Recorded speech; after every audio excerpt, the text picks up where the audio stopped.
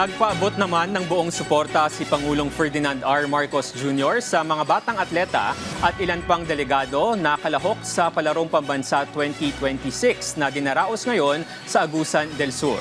Sa katunayan, inanunsyo ng Pangulo na sa kauna-unahang pagkakataon ay maglalaan ang Philippine Sports Commission ng mga incentive para sa mga magkakamit ng medalya, hindi lang sa regular sports kundi maging sa para games. Giit ng Pangulo, ito ay bilang pagkilala sa husay ng mga kabataang Pilipino. Dagdag pa ng Pangulo, tiwala siya na anuman ang matutuhan ng mga batang atleta sa palarong pabansa ay kanila itong madadala kahit saan sila magpunta. Alam ko sa pagsali sa palarong ito, bit-bit ninyo ang pangalan ng inyong paaralan at rehiyon. Ngunit bukod pa riyan, dala ninyo rin ang pangarap at inspirasyon ng inyong kapambatang atleta.